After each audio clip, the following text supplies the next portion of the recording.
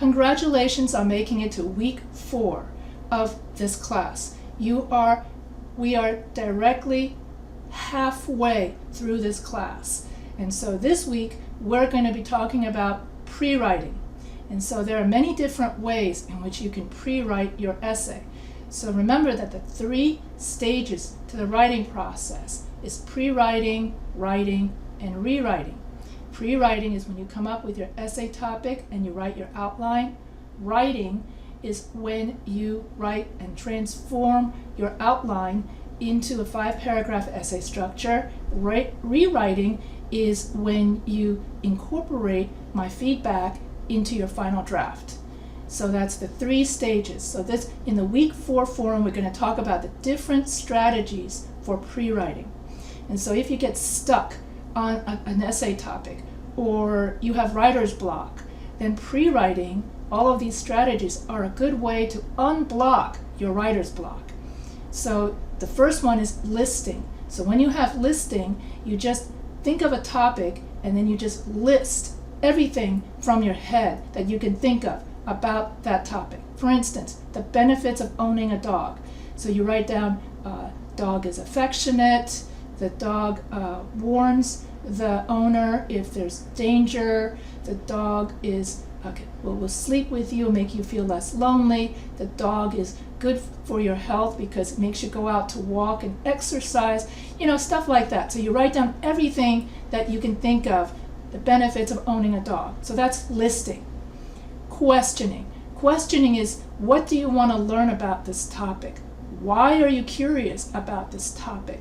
What more do you want to learn about this topic? Why did you choose that topic?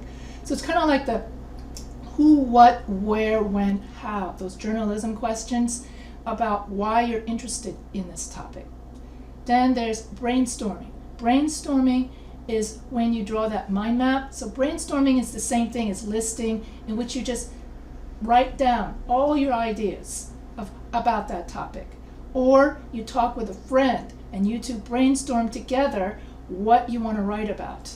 So you can brainstorm as a group. You could even go into the study room if you're stuck on a topic, and you can ask other ENGL 101, former ENGL 101 classes as students, what did you write about for your essay, that sort of thing. Or you can consult the essay topics for your essay. So then the next one is mind mapping. Mind mapping is when you draw circles and you draw a picture of you and you visualize what your paper is going to look like. And so mind mapping and clustering is the same thing. And there are many, you write your central idea or your topic sentence in the central circle, and then the outer circles become your reasons of why that is important. So for instance, in your center circle is your thesis statement: smoking causes lung cancer, throat cancer, and stomach cancer. Then your outer circles would be, one outer circle would be smoking causes lung cancer, then another one would be smoking causes throat cancer, and then another one would be smoking causes stomach cancer. So that your 3 outer circles are your reasons, so that the reasons in your thesis statement become your body paragraphs. That's why when you have a thesis statement with matching topic sentences and matching body paragraphs, this is called the 5-paragraph essay structure. Then you have outer circles where you write what you're going to write inside your body paragraphs. So that way when you mind map your or you cluster and draw a circle map of your paper, you can then visualize your paper on a piece of paper. And this helps a lot of students when they get to the second stage of the writing process, is when they transform their outline into a 5-paragraph essay structure. So that's one of my favorites, because I love to visualize my paper before I write my paper. Then another one is called free writing. That's another one of my favorites too, in which you simply just sit and you just write down everything you know about your topic, and you don't worry about grammar, you don't worry about sentence structure, you just write everything down and you let it flow. So that's why they call it free writing. So we're going to discuss the different methods of pre-writing in the week 4 forum, and we're going to discuss which style we like best for our writing style, because everybody has their own preferences. So listing, brainstorming, mind mapping, and free writing. And also there's websites and software you can use that can help you draw beautiful graphs, beautiful website flowcharts, okay? And they have flowcharts, and Text to Mind Map is a great website for drawing mind maps. And so I will give you some website tips in the week 4 forum. So that's the week 4 forum. Your quiz 4 is going to be about run-on sentences. A run-on sentence is when you have two sentences that come together with no punctuation. So if I say, John eats dinner, and I have no period there, and then John goes to bed. John eats dinner, John goes to bed. So here you have two sentences that run together with no punctuation. That's called a run-on sentence. Or if you say John eats dinner, comma, John goes to bed. That's a comma splice because you're putting in an unnecessary comma in between two sentences. Whereas in between two sentences, you're supposed to either have a period or you have a comma and a conjunction. So I'm going to go over that in my quiz 4 video. So like I always say every week, if you have before you take your week 4 quiz, you should always go over my week 4 videos, my weekly videos, because I always give the quiz answers in my weekly videos. So that way, if you watch the videos first, then you know the answers to the quiz questions before you take the quiz. And also, you could take the quiz as many times as you want. By now, you know that. And so if you want to retake a quiz, you can always email me, although that's rare since most people have taken it so many times, they get a good score. So that's going to be your quiz. And then this week, we're going to be starting your second essay, which is going to be the persuasive essay. So the persuasive essay, unlike the problem solution essay, in a problem solution essay, you state the problem, you state the solution. But this week, we're going to start essay 2, which is a different kind of essay. In a persuasive essay, you want to convince the reader of your point of view. So instead of presenting solutions in your body paragraphs, you're going to be presenting reasons why in your body paragraphs as to why your point of view is the correct point of view. And so the main purpose of a persuasive essay is you want to persuade the reader that your point of view is the correct point of view. And so you can find topics for your persuasive essay at the procon.org website. So I'll repeat that. You can find topics for your persuasive essay at the procon.org essay website. So without further ado, this week I'm going to introduce to you the structure of a persuasive essay, and then I'm going to go over a student example of a student who wrote a persuasive essay. So without further ado, I will share my screen again. And so I will, as usual, put the text.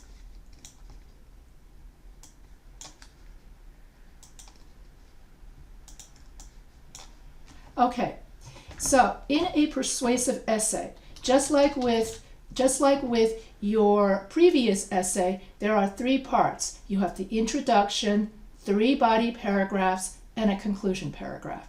Every essay you write will have the same structure: introduction, 3 body paragraphs, and a conclusion paragraph. That's the one thing that does not change no matter what kind of essay you're writing. So here we're going to have the introduction. You have the hook, 5 background sentences, you have your thesis, and then you're going to have your body paragraphs. You're going to have paragraph 2, paragraph 3, paragraph 4, paragraph 5. which is going to be a conclusion. And so here, when you write your thesis,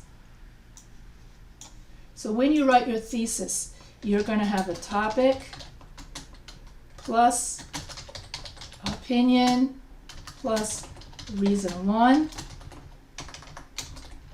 reason 2, and reason 3.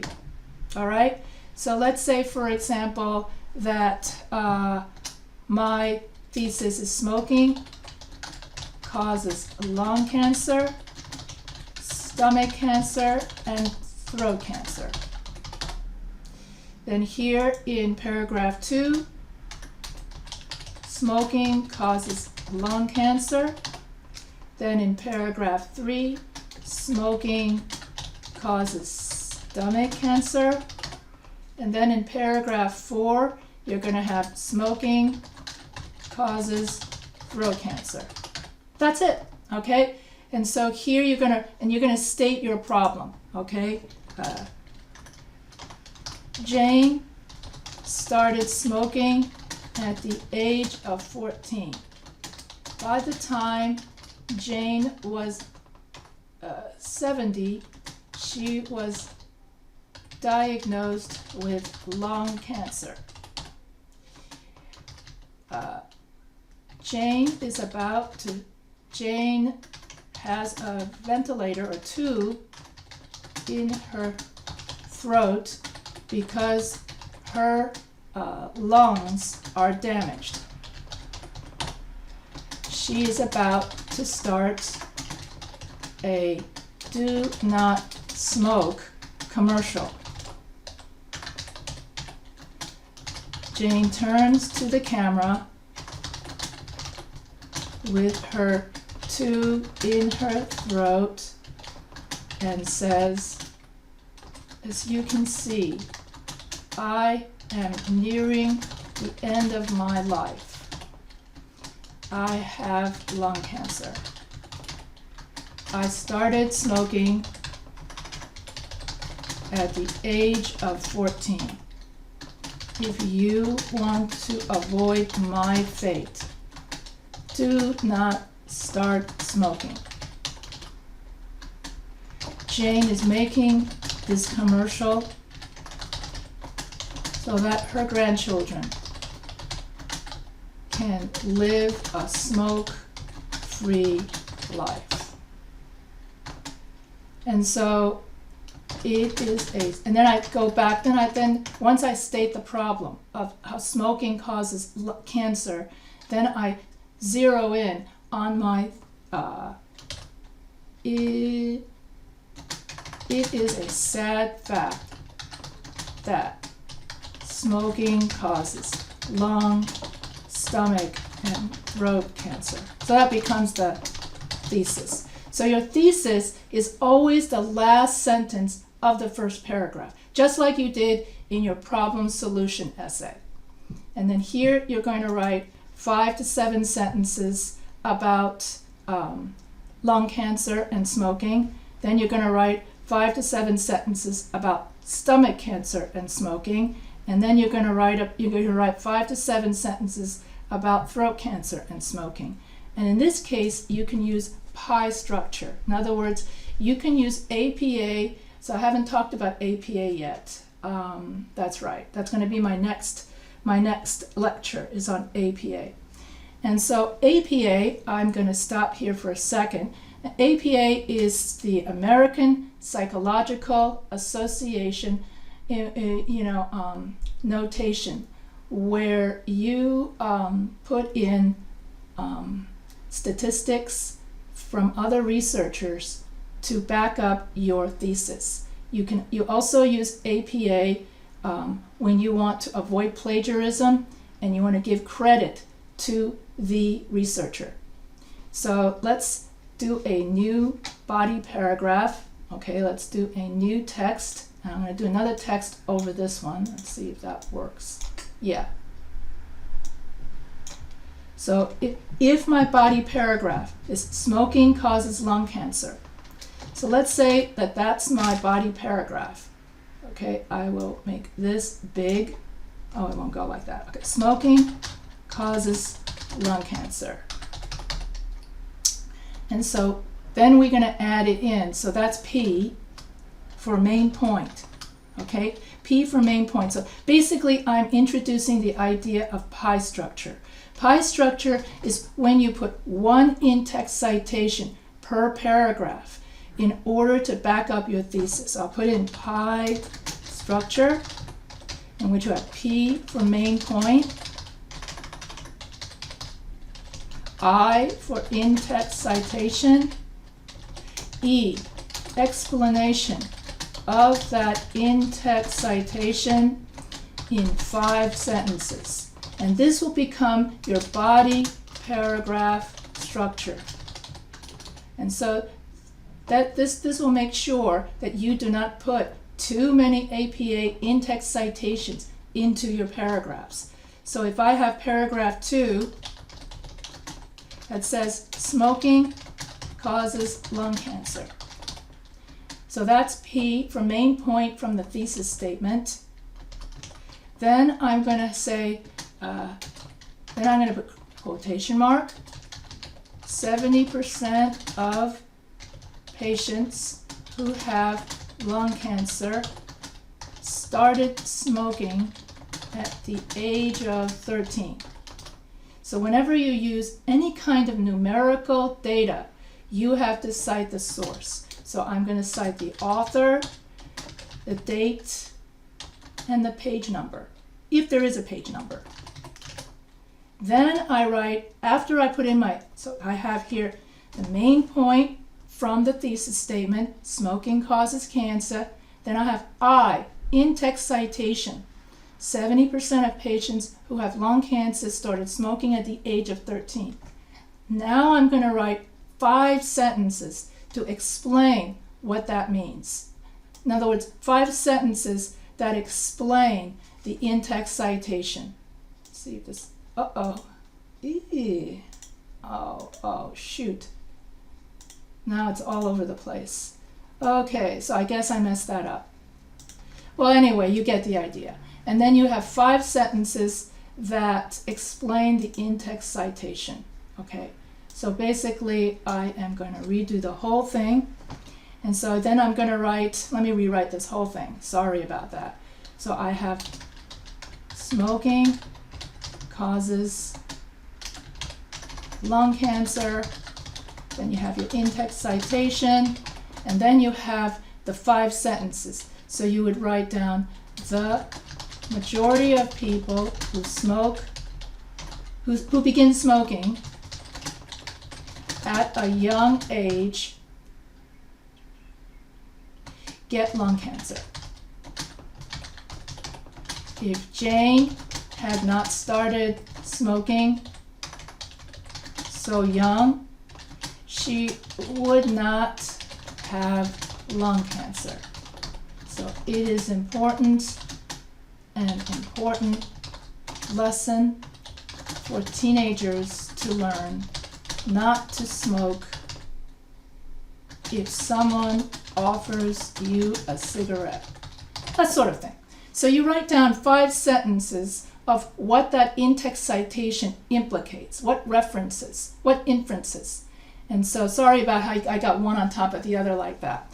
So use pie structure for your in-text citation.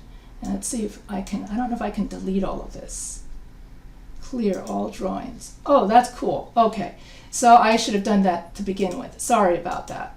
So basically you have P for main point, I for in-text citation, E, explanation in 5 sentences. And so this is PIE. So this is your pie structure that you will use for your APA reference, for your APA body paragraphs. Then at the end of your paper, you're going to write references. And then you're going to write the author name, like Smith, James. Then you're going to write the date. Then you're going to write why smoking is bad. So this is the title of the title of your article. Then it comes from cdc.gov, and you got to write the whole thing out. Centers for Disease Control website. And then you write the date you retrieved it. Retrieved January 20th, 2023 from www.web address. So that's going to be your reference citation, okay? And so that your reference citation will come at the end of your paper. And so I'm going to do a more complete APA lecture in I think it's week 5 or week 6 that I will do a much more complete APA lecture. But anyway, right now this is an introduction. And so this is an introduction to your persuasive essay, where you're going to write down, or you're going to convince the reader of your point of view. So that's it for this particular, for week 4. So congratulations for making it halfway through the class, you know, and we are almost done with everything. So, and keep working on your illustrative essay. You should be, next week, your part 3, you should be finishing the illustrative essay next week. And this week you're starting your persuasive essay. So I did tell you that there was going to be a little overlap between weeks 4 and 5 as you finish one essay and start another. So if you have any questions, okay, feel free to email me.